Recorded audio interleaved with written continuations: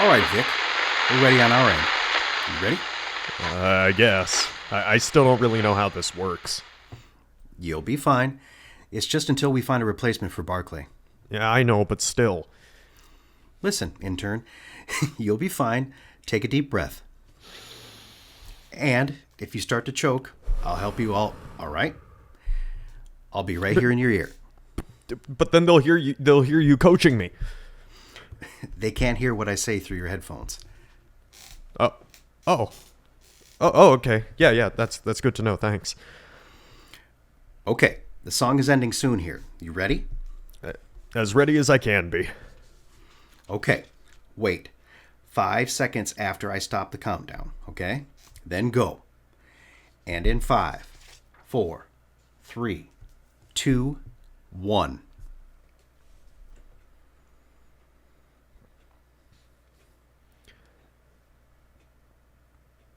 Well, welcome back to the station. We are broadcasting from Roswell, New Mexico. You guys listening probably don't know who I am and probably are wondering where Bark and Barclay is.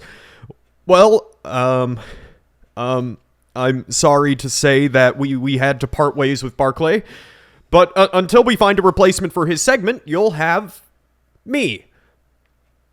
My name is Vic, and I hope you all stick around to give me a chance.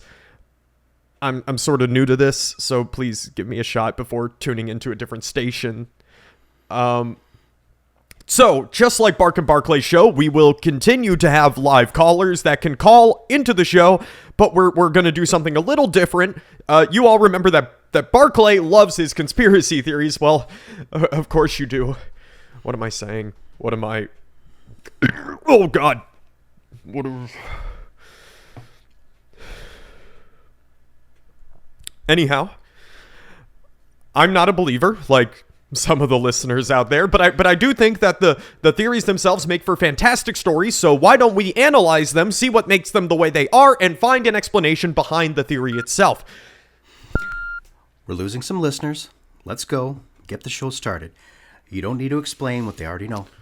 Jeez, okay. My boss just told me that some of you are tuning off, and please don't leave just yet. We're gonna get right into it. So let's go ahead and start. I've got a few on my phone here. I'm gonna read them out. And if any of you want to call in and talk about it, then just do so at 777 BARK bark. Yeah, it's still the same.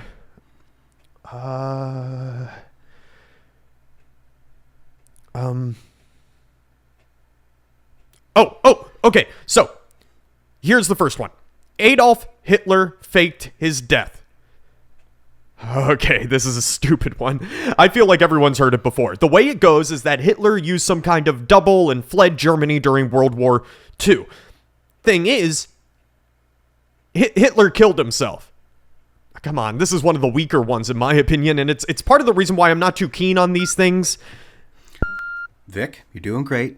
But you don't need to tell them that you just don't like the material you picked out. Just keep going. But he couldn't have escaped nor fled. It's not possible because the FBI has looked into it and they've confirmed that he's dead.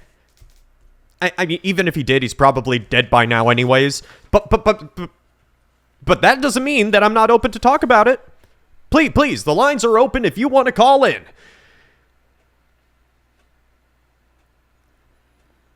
All right. Well, moving on to the next one. Here's another simple one. Bigfoot. Now, I think it's fair to say that everyone knows the cryptid Bigfoot. You know, the big hairy ape-like man that hides in the forests. You know, we got shows about him, people. Me? Yeah, I don't buy it.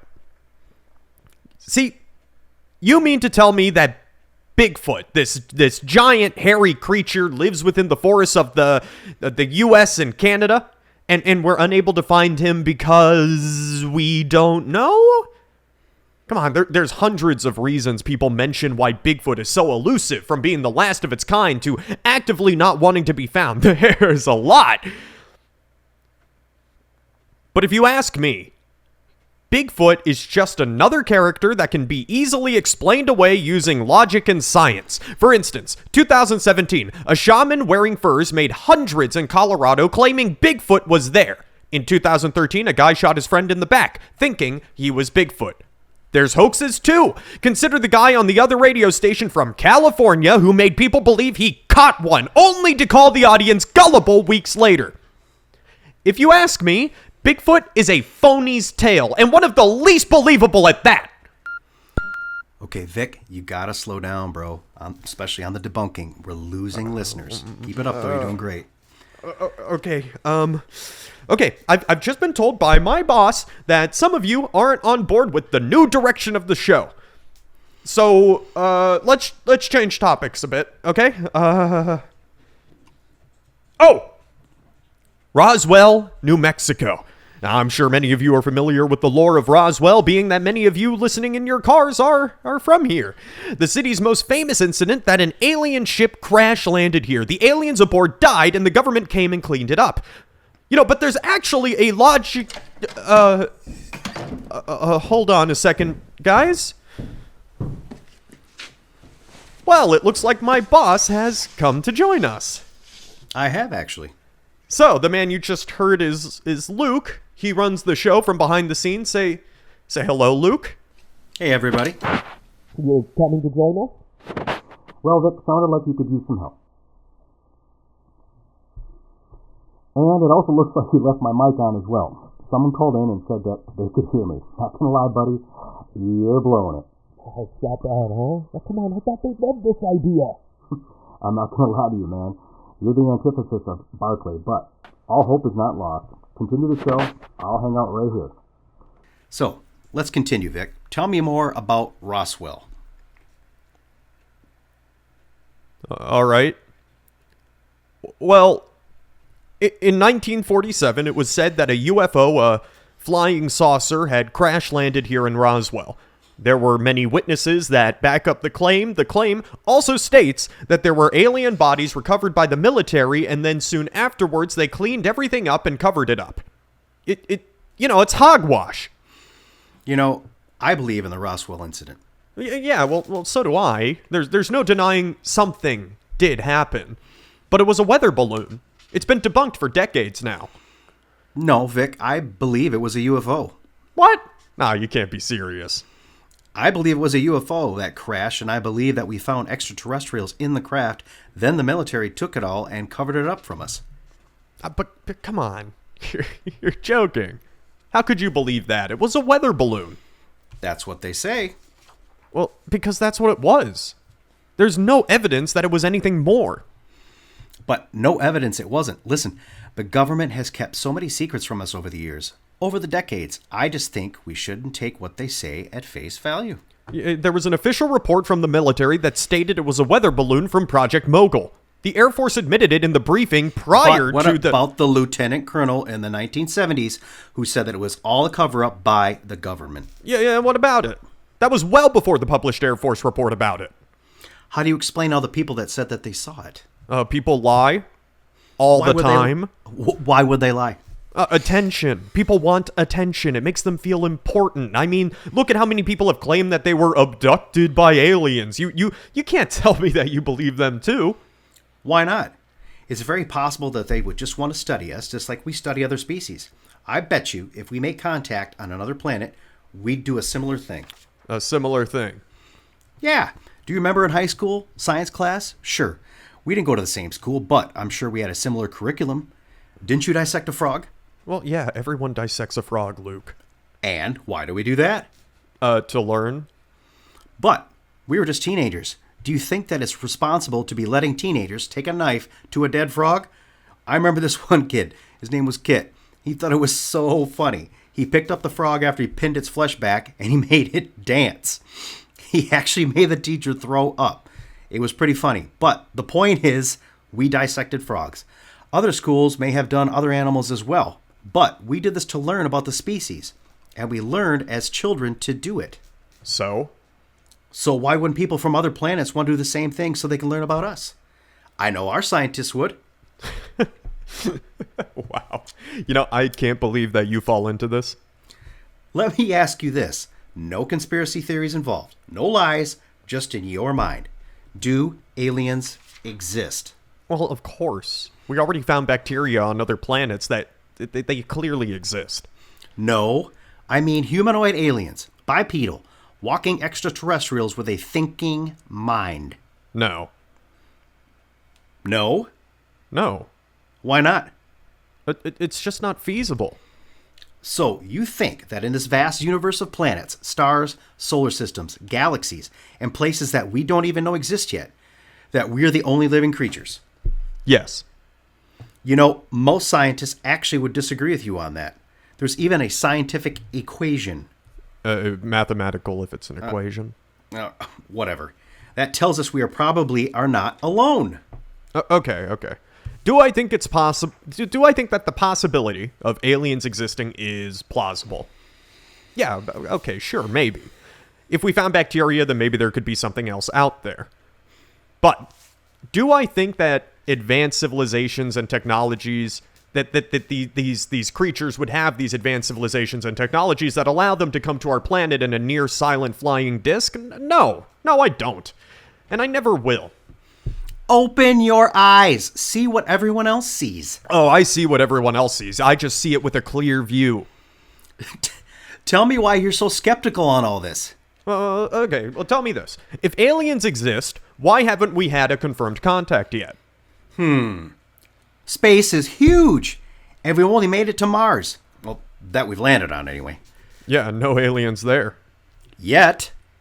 Okay, and if all these so-called UFO sightings were aliens, why have we never talked with one? Or shook hands, or even have video proof of an alien walking and living on this Earth? That we know of. Yeah, here's something else, you know that? All right. Let's circle back to the abduction thing then. Good Lord, man. No. You're adamant about this, so come on. How do you explain the people, other than attention, that say they were abducted? Like I said, attention. But if you want a different answer, maybe it was a bad dream, or maybe they were drunk or high or something that makes sense, you know? There are people out there who seriously believe that a tracker has been planted in them. And you don't believe any of them? No. But what about the people that seriously go to the doctor and say they have something under their skin, and the doctor truly cannot explain what it is, and they can't explain how they got it? I don't know. See, you don't know. Yeah, but what I do know is that it's not aliens. It's not about what you know, and it's not about proving anyone else wrong. It's about opening your mind to the possibility of something out there. It's not about blindly believing. It's about questioning the universe around you. Okay, these visitations. What if it is us in a parallel universe, or from a different time period, traveling through time? That's more plausible. I still don't think so, but I could believe more on that. Now, that you believe? Why? According to Einstein's work, it's possible that there are multiple lines of time, and theoretically, someone could do that. We just don't know how to successfully do it yet. But if you travel close enough to the speed of light, you can travel to the future. But this would be the past. Well, if you can travel to the future, you must be able to travel to the past. Okay, let's say now that instead of aliens, Roswell was us from the future. We wanted to make contact with ourselves. Why would we do that? Why wouldn't we? One could assume the future would be better than right now. There's no telling what the future holds. Maybe it's a vast wasteland from nuclear fallout. Maybe they want to save us, so they came back. But the probability of something along those lines, actually... No. Do you believe that could be possible? Possible? Yeah, sure. Likely? No. Like I said, this was already debunked a long time ago. You say that, but you're still blindly agreeing with everything you've been told, like a kid. Well, what are you getting at? Santa Claus. Santa. What does Santa have to do with any of this? Think about it like this. As kids, we believed in Santa, right? Well, yeah, of course, but we were children. Agreed, we were. But why did we believe in Santa? Because presents would appear every Christmas, and that's what our parents told us. Exactly, as kids. What other explanation was there? What? Exactly. And that's what you're doing with the government and the Roswell incident, blindly believing in what you're told. Yeah, because it's true. You don't have to believe in the incident. I'm asking you to not outright accept that there might be some other reasons out there. Think about it. In a universe as vast as this, why wouldn't there be another intelligent species that could communicate with us? I don't know.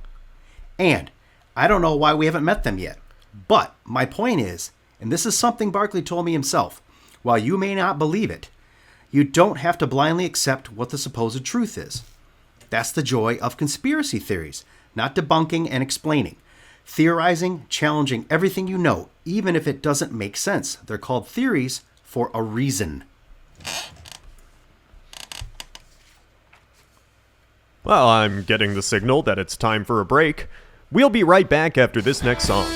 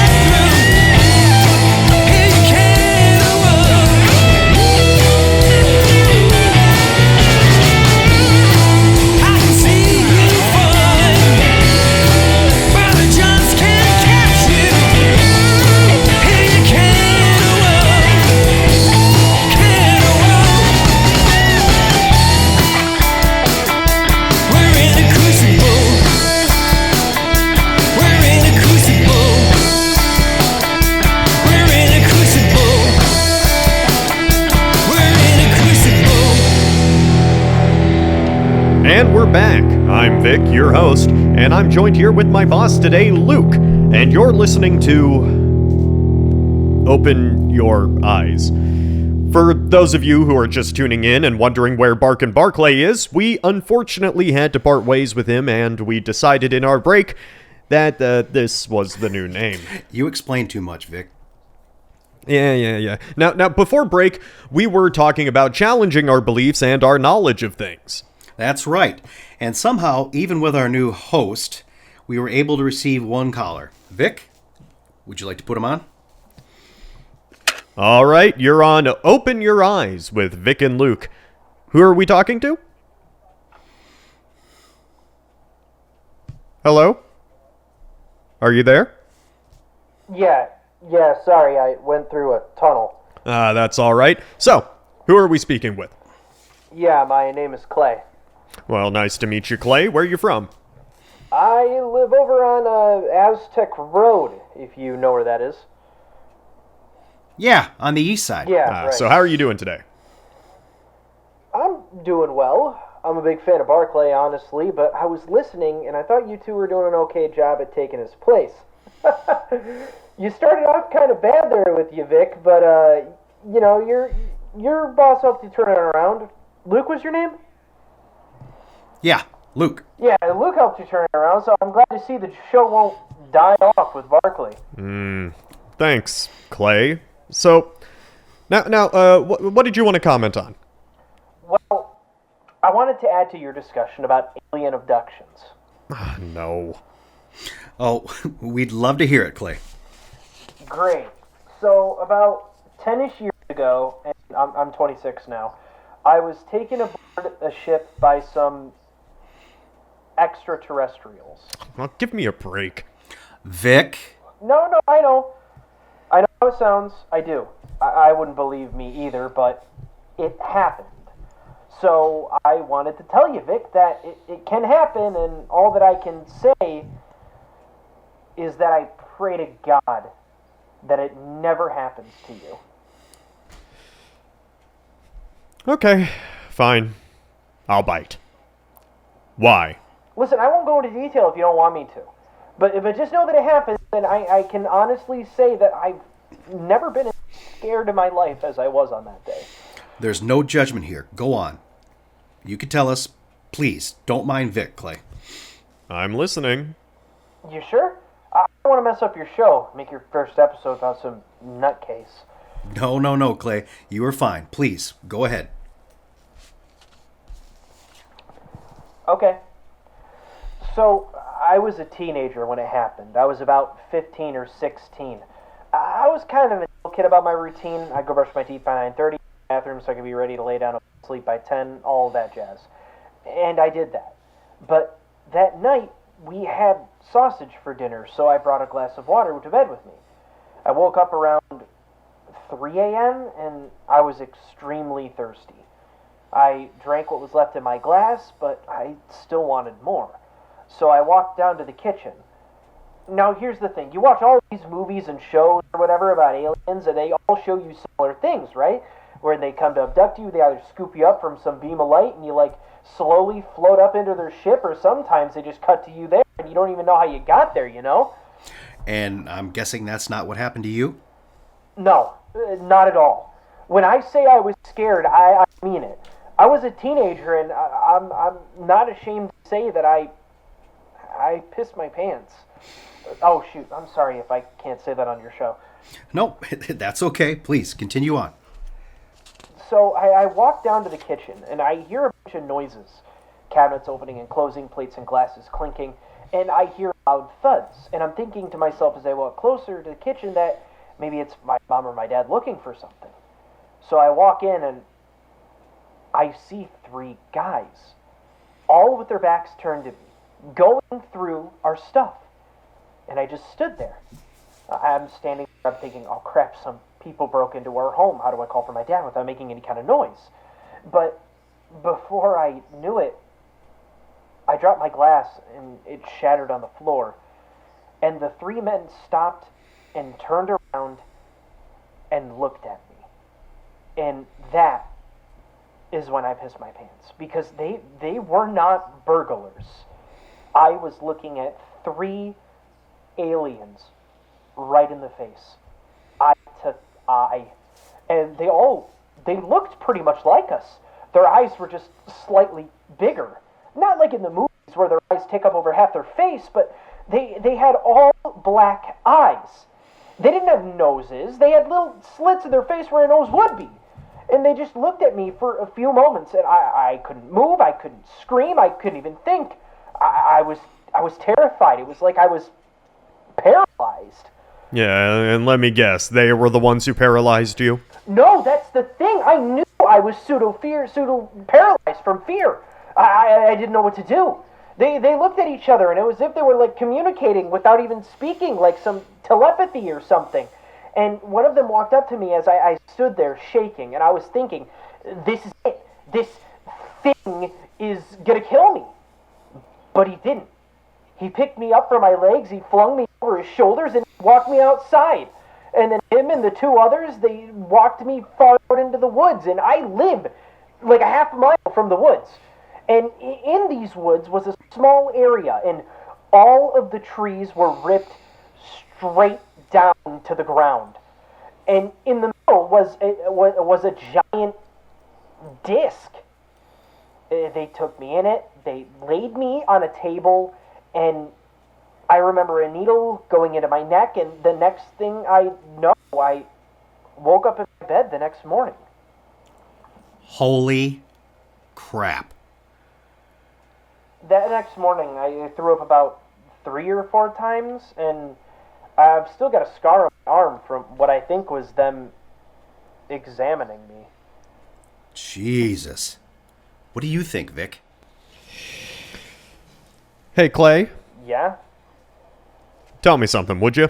Okay.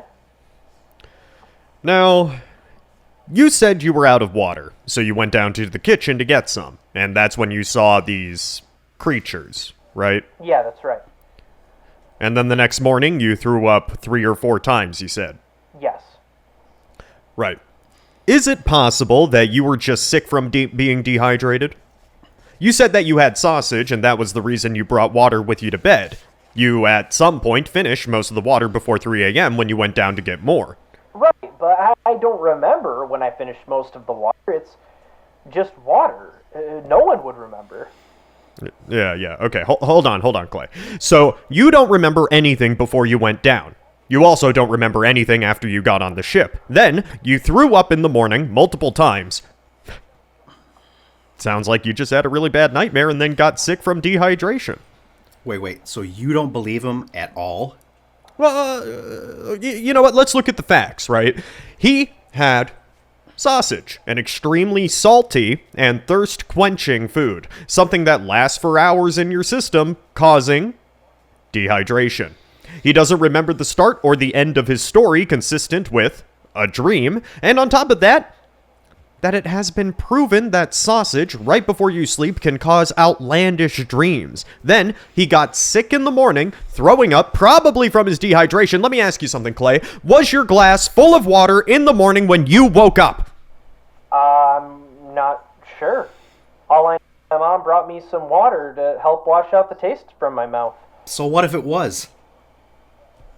Well, if all that happened, how would there be a full glass of water next to him? He shattered it. No. Because I remember my mom asking me if I broke one of the glasses. Because she found shattered glass all over the floor downstairs. So then she saw your broken glass. Yes. Do you remember anything else from the ship? Maybe how it looked or the colors you saw? Was it bright or dark? Clay? Clay, you there? Clay, are you still with us? Probably hung up from you being so obstinate. Hey, this is supposed to be a discussion, not a confessional. Well, Clay, if you can hear us, thank you for your call. It meant a lot to us that you shared your personal experience with us. Yeah. Thank you, Clay. I guess that worked out just fine. Yeah, just in time because it looks like our time here is up. Thank you for tuning in to Open Your Eyes. We'll see you next episode. And remember, folks, open your eyes, open your mind.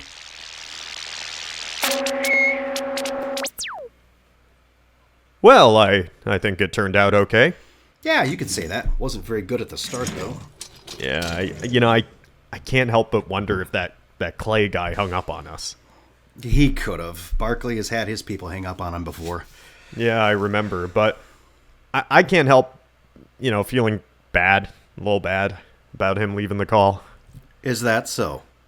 Yeah, I mean, I didn't think I was that rude, right?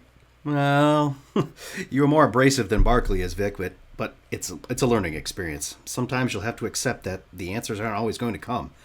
That, and your insistence to not consider the fact that they might believe what they're telling you. So you think he left because of me? What I think doesn't matter. It's up to you to draw your own conclusions, dude. Gotcha.